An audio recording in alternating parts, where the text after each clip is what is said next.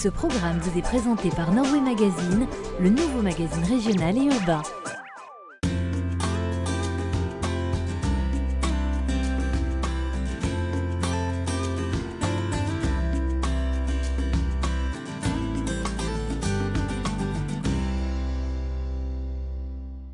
Bonjour à tous, je me balade le long de la Deûle pendant les vacances. Beaucoup de villes longent ces berges, et notamment Vambrechy. Et c'est magnifique, son port de plaisance, son château, son parc floral. On peut même se balader dans un vieux tramway. C'est classe. Bon, j'en dis pas plus, je laisse Anouk vous faire découvrir ce joli territoire. Moi, je vais faire une petite escale à Vambrechy. Salut les copains! Au revoir monsieur le bateau et puis bon séjour à Vambrechy. La Deûle comme point d'ancrage pour ce nouveau numéro de Balade en Or. Bonjour à tous, le soleil, la fraîcheur de l'eau, ça sent l'été, ça sent les vacances. Aujourd'hui, on va découvrir le tourisme en Val de Deûle avec la ville de Vambrechy. Nous sommes au nord-ouest de l'île. Vambrechy possède un petit port de plaisance que l'on va découvrir en compagnie de notre guide de l'office de tourisme de la ville.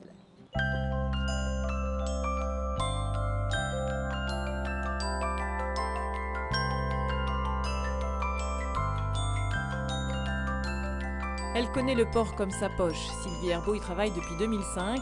Une trentaine de bateaux y sont amarrés quotidiennement. À ce chiffre, on ajoute les bateaux de passage, 150 sur un an. Succès pour le port de plaisance. Il y a trois sortes de bateaux. On a les bateaux de plaisance. Donc les gens habitent dans la métropole, ils ont leur bateau ici, c'est leur résidence secondaire. On a les habitations, qui fait partie de 70% du port. Et après, on a les passages, autant les Français du bas de la France que les Belges, les Hollandais, les Anglais, les Allemands.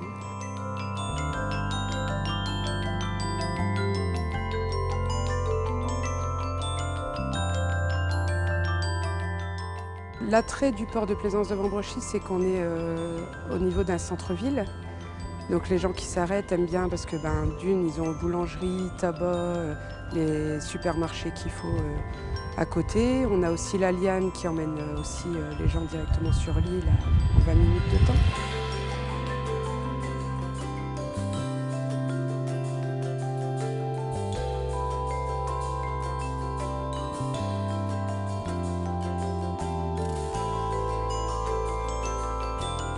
Les bateaux, souvent, on va les voir à la mer.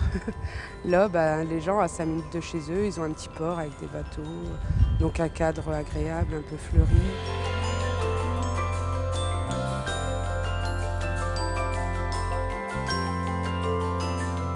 C'est assez convivial. Je ne vais pas dire que c'est comme un camping parce que c'est quand même assez différent. Mais voilà, c'est... On boit des cafés l'après-midi ensemble, il y a des fêtes qui se font, il y a des apéros qui se font aussi entre bateaux, même avec les gens de passage. Merci Sylvie pour ces explications. Voilà, maintenant à Vambrechy, on peut aussi remonter dans le temps grâce à l'association La Mitram. Alors cette association propose de vous balader dans un tramway du début du XXe siècle. Allez hop, en voiture. Direction le XXe siècle avec la seule ligne de tramway touristique de France qui vous promène entre Marquette et Vambrechy. La Mitram, une association de passionnés, a ouvert la ligne dans les années 90. Ici, on s'occupe des vieux trams, on les restaure, on les remet sur les rails. Ça fait des années qu'on entendait la grand-mère de mon mari nous raconter les histoires du tramway parce qu'elle le prenait en étant plus jeune. La Mitram possède une vingtaine de tramways et il y a 3 semaines, l'association en a récupéré un qui date de 1894, le plus vieux de leur collection. L'île Roubaix-Tourcoing a toujours eu une ligne, celle du boulevard de Roubaix, et par conséquent pas mal de tramways en dépôt, en réserve. Tout est question d'habitude, hein. C'est un peu comme une automobile. Au début, on est un peu empâté, comme on dit, mais après, ça va tout seul. Hein. Ce sont donc 4 tramways qui parcourent actuellement les 3 km de voies ferrées, de quoi attirer les nostalgiques. On allait en vélo jusqu'au terminus, et puis après, on prenait le tram jusqu'à Lille. Et puis on faisait nos courses et on revenait, et puis c'était comme ça. Hein. Pour oublier un peu le métro grisâtre et profiter des bords de la Deûle, la Mitram est ouverte tous les dimanches après-midi, de début avril à fin septembre, et les mercredis après-midi en été.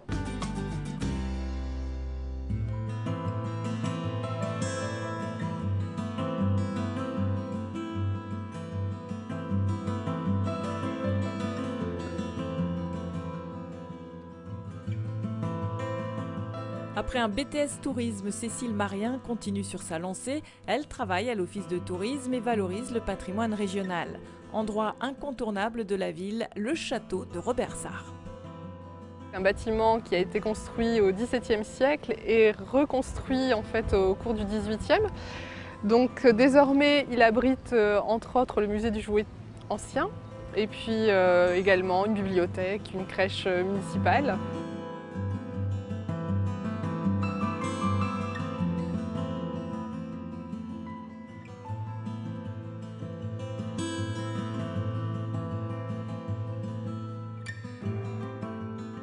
Il y a d'autres richesses architecturales dans Vambrechy? On a l'église Saint-Val, une église de style néo-gothique qui a été construite entre 1860 et 1868 sur la volonté du maire de l'époque, le vicomte Aubert. Et l'architecte qui a construit cette église a fait également la cathédrale Notre-Dame de la Treille de Lille.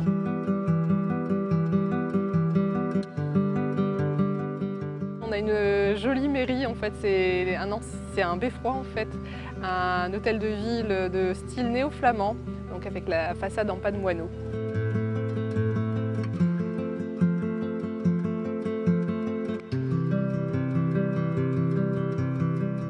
La plupart du temps, les personnes sont là pour découvrir, pour se promener, pour profiter un petit peu du côté paisible du port de Plaisance et se ressourcer en fait. C'est l'avantage d'être à une dizaine de kilomètres de Lille et d'avoir en plein centre-ville de Vambrechy le canal qui passe. Donc ça donne tout de suite une image de vacances, de lieux paisibles.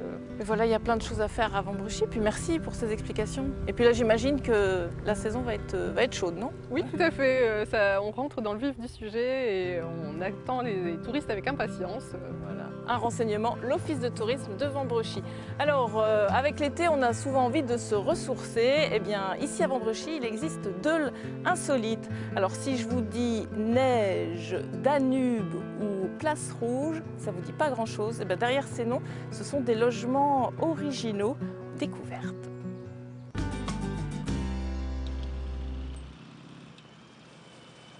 Une yourte mongole, une moto russe, nous sommes à Vambrechy et pourtant des gîtes un peu spéciaux ont poussé dans les champs. Cadre bucolique pour dépaysement garanti, comme un rendez-vous en terre inconnue.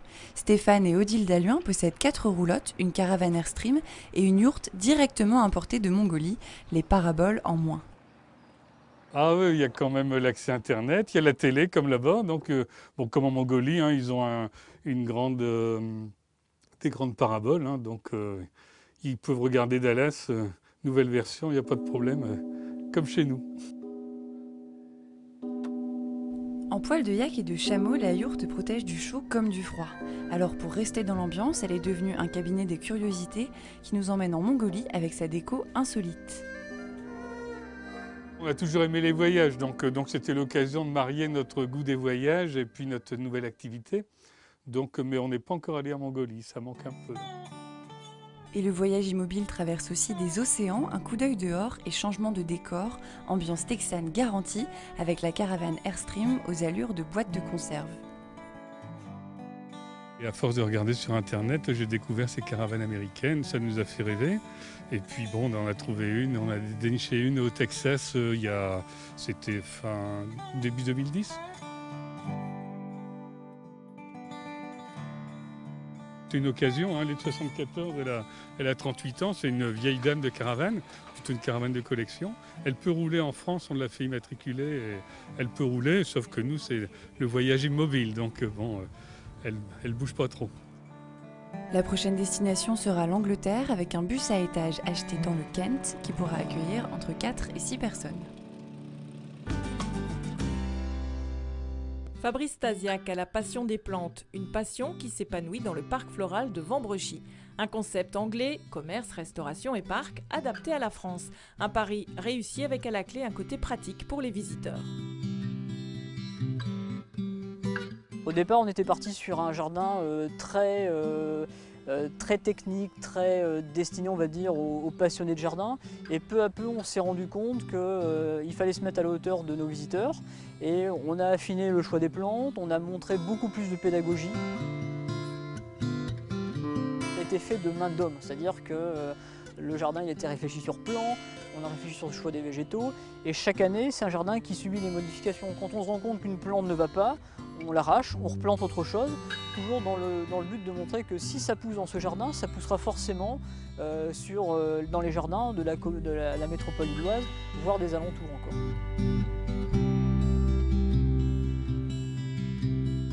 C'est un lieu privilégié de détente et de promenade pour la plupart de nos visiteurs, où on expose beaucoup de plantes, à la fois des rosiers, des plantes vivaces, des arbustes, des arbres.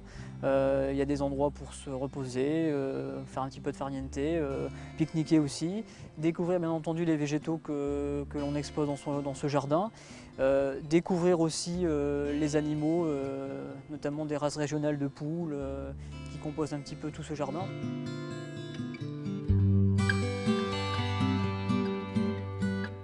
On fédère à travers le potager beaucoup de catégories socio-professionnelles et les gens se retrouvent aujourd'hui dans le potager dans le but de recultiver soi-même ses légumes, de profiter de choses qui sont aussi meilleures. Merci Fabrice pour toutes ces explications. Et puis donc on rappelle, 7 jours sur 7, on peut venir découvrir. Le jardin est ouvert pour le plus grand plaisir des visiteurs. Voilà. Merci à vous de nous avoir suivis. C'est le dernier numéro de Balade en Or. Bon été et à bientôt. Bye bye.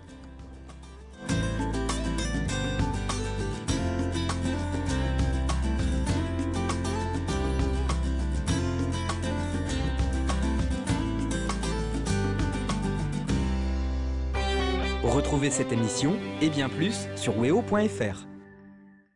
Ce programme vous a été présenté par Norway Magazine, le nouveau magazine régional et urbain.